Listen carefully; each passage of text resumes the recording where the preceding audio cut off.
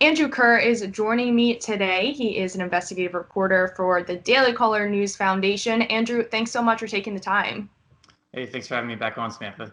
Of course, you have been so incredibly informative about the coronavirus pandemic, and I wanted to bring you back on because, suddenly we've been seeing these headlines that this coronavirus origin, that it could have come from a lab in Wuhan, are, suddenly credible. And I want to start with, these media headlines that we saw from back in, the early days of the pandemic.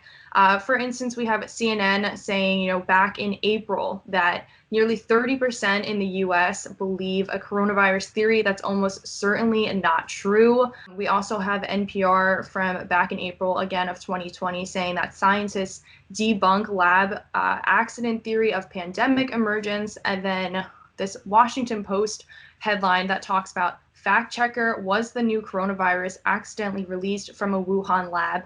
It's doubtful. So you were very responsibly reporting in the early days of the pandemic on the origins of COVID-19. Walk us through this reporting and why you always felt that it could have been a reasonable origin for COVID-19. Yeah, this notion that the lab leak theory is suddenly credible is so beyond ridiculous. I'm having a hard time coming up with the words to properly describe how ridiculous it is.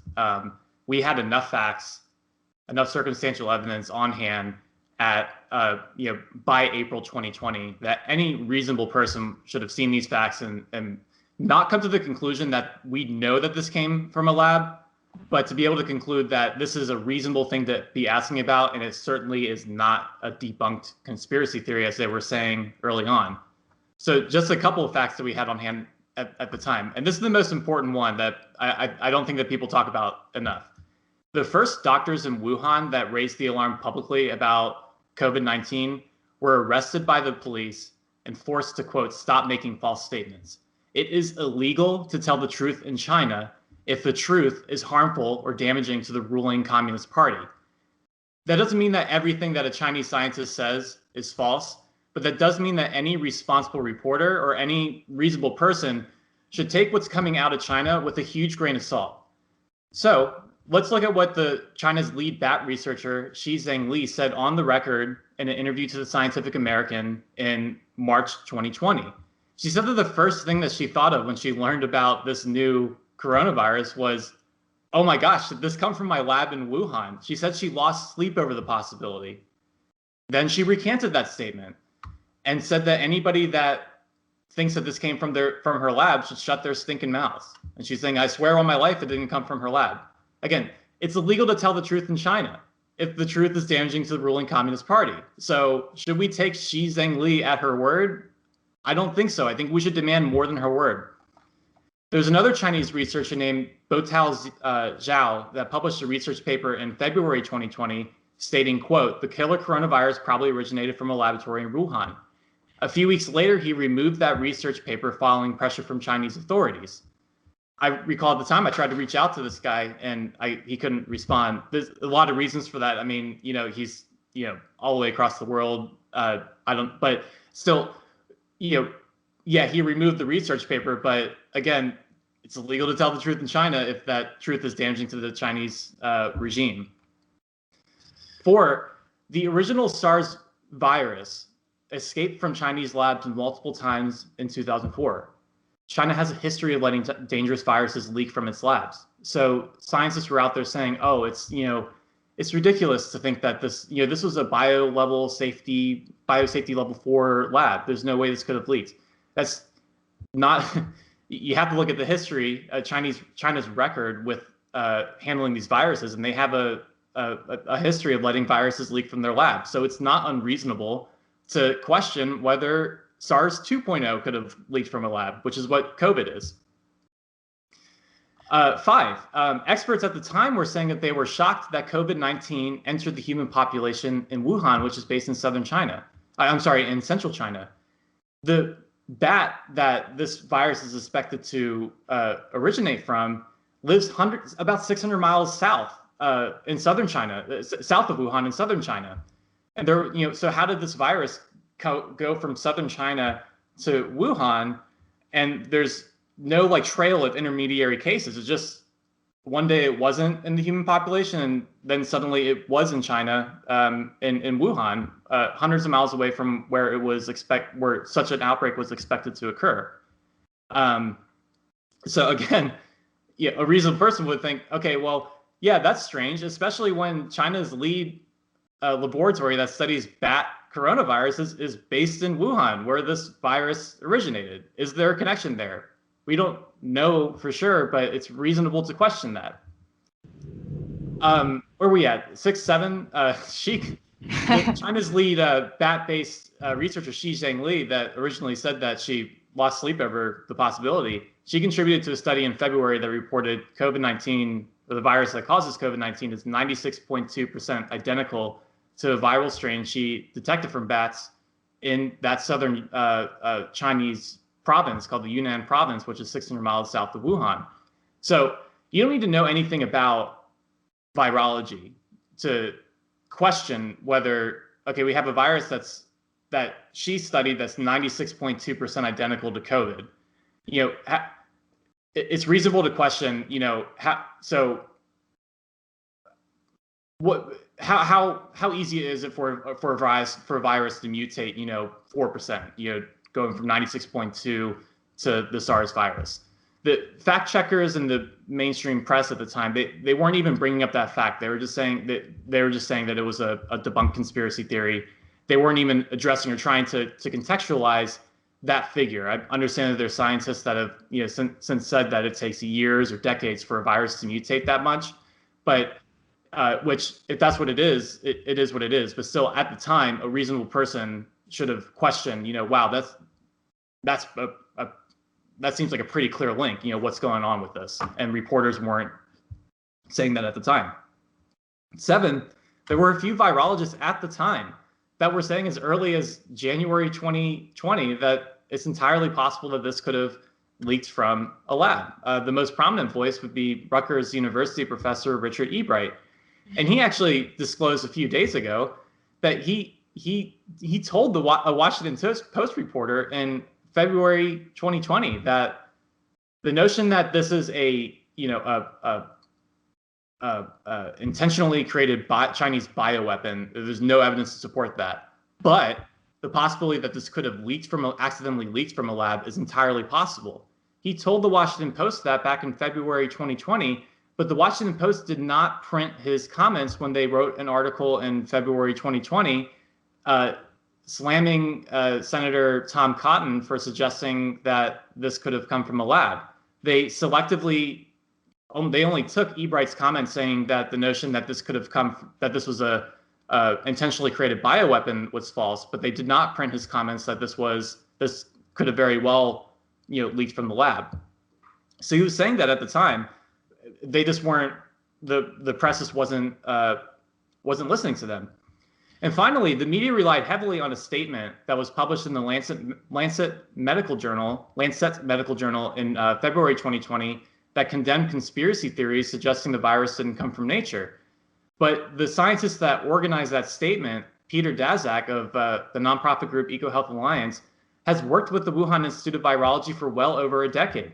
He has a crystal clear, undeniable conflict of interest, but the media did not take that into consideration. It was later revealed that Peter Daszak's spokesperson told the Wall Street Journal that he orchestrated that statement in order to protect his Chinese colleagues from online scrutiny. So those are just a few of the facts that we had right at the get-go, pointing to the legitimacy of the lab leak theory. These facts don't prove that this came from the lab, but any reasonable person should take these facts and conclude that this is a reasonable thing to ask about. But the press is admitting this week. They're saying that they overcorrected, calling the lab leak a conspiracy theory because Trump was talking about it.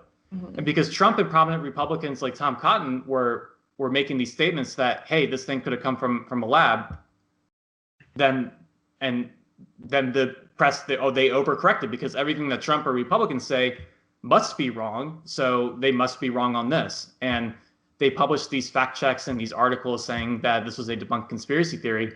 But even in the body of their articles, they don't use that definitive language that, this is 100% did not come from the lab. They use language such as it's highly unlikely that this that this came from a lab. Those are two separate things. It can be true that if it's highly unlikely, it still leaves open the possibility that this came from a lab. But the headlines didn't reflect that. They're just saying it's a debunked conspiracy theory. Anybody that's talking about this is a conspiracy theorist, and that just isn't true. They have it's a shocking failure of the press that they held this false line for over a year, and now they're suddenly looking at the same facts that we had available way back at the start of the pandemic and saying, oh, this is suddenly a valid conspiracy theory. It's ridiculous. It is ridiculous. And, you have to wonder how, if this lab leak theory would have been taken seriously, earlier on in the pandemic, not a year and a few months after the fact, how do you think our response would have been differently? I mean, I know that it was the Trump administration at the time and people were calling this a conspiracy theory that he was saying, but do you think, worldwide this would have been different in terms of our approach to it? Absolutely. So the World Health Organization, it took them a year to convince Chinese authorities to let them into the country to conduct an investigation into the origins of coronavirus. And that investigation happened in January and February of this year. So one, it's a failure on the World Health Organization's part that it took that long, but also China was granted essentially veto power on the scientists that could come into the country to investigate the origins. And the only American scientist that was able to come into China was Peter Daszak, who has a clear conflict of interest in all this. He has worked with the Wuhan Institute of Virology. He's close colleagues with its top scientists. He's worked with them for well over a decade. His organization funneled $600,000 of American taxpayer dollars in the form of subgrants to the Wuhan Institute of Virology. But he was the only one that was able to come into the country. So if there was more, I think if America was on top of this at the time, then the notion of allowing, Peter Daszak to be like the American representative for the World Health Organization investigating China, that would have been so beyond the pale that just, this is not okay. World Health Organization needs to do better. But the World Health Organization, they issued their report earlier this year saying it's, the lab leak theory. Yeah, they originally said it's not even worth, any further resources. And now we're trying to scramble and get a second World Health Organization investigation in China, or a second entity to lead an investigation. China's not going to cooperate with that. They're not going to let another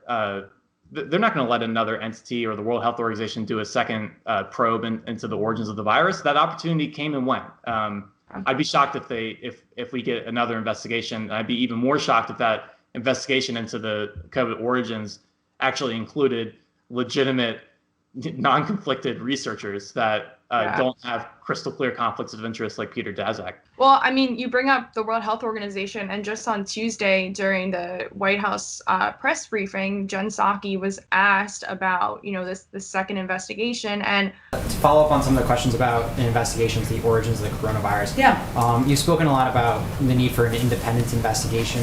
What role does the Biden administration think U.S. scientists or CDC scientists should play in that investigation?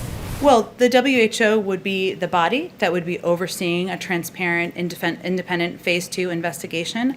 That's something we have strongly supported. That would require China finally stepping up and allowing access needed to determine the origins. Of course, the United States would be supportive of that second stage of the investigation, but it would be led by an international body. Two things that got me in her answer was transparent and independent. So do you think we would get anything that is transparent or is independently done in China by the World Health Organization? My personal opinion on this, the World Health Organization has a track record of not being transparent and not being independent with investigations into the origins of deadly pandemics in China. That we just went over this. The world just experienced this just a few months ago when World Health Organization put out this ridiculous report from scientists that were clearly conflicted. So I don't know, fool me once, shame on you. Fool me twice, shame on me. I'm not prepared to to blindly trust the World Health Organization. I think they've certainly lost my trust. And if the World Health Organization does manage to secure and organize a second on-the-ground investigation into China, I think that they would have to work very hard to earn your trust as well. Does the World Health Organization deserve your blind trust? I think they lost that. So they've got some work to do. So me personally, I think that it's naive of the White House to make a statement like that, implying that the World Health Organization has this under control, which they don't have a track record. They don't have the track record to support such an assessment. So Andrew, something else I wanted to ask you about was the CNN report that came out on Tuesday, talking about how the Biden administration actually shut down a Trump-era probe into the origins of COVID-19, specifically this lab leak theory. First and foremost, what are your thoughts on this move by the Biden administration? Yeah, the CNN report quoted a lot of anonymous sources. Some were saying that the legitimacy of the evidence that this the people that were researching, the officials that were researching the lab leak theory, was the legitimacy of their evidence was put into question. CNN also interviewed people that were involved in the investigation that said no, like we were doing legit work. Mm-hmm. Ultimately, though, a source told CNN that the project was deemed to be an ineffective use of resources, which is kind of amazing that the State Department is concerned about effective use of resources. This is an important area of study, and this is an important thing to be asking about. The media and the public are now finally they're now finally on board with the notion that this is a legitimate theory. So it kind of boggles the mind that the Biden administration would just shut this probe down over an ineffective use of resources. I mean, we're talking about the U.S. government that spends 2.2 trillions of dollars at the drop of a hat. So they absolutely have the resources to conduct such an investigation. It just seems like they don't want to do it. Mm-hmm. Or maybe that was the case when they shut down the investigation around February and March this year. But we'll see what they do moving forward. Andrew, I so appreciate you coming on again to talk about this. I'm sure you'll be back on again in the future to talk about any more developments that happen with COVID-19. So Andrew Kerr, investigative reporter for the Daily Caller News Foundation. Thank you so much. Thanks, Samantha.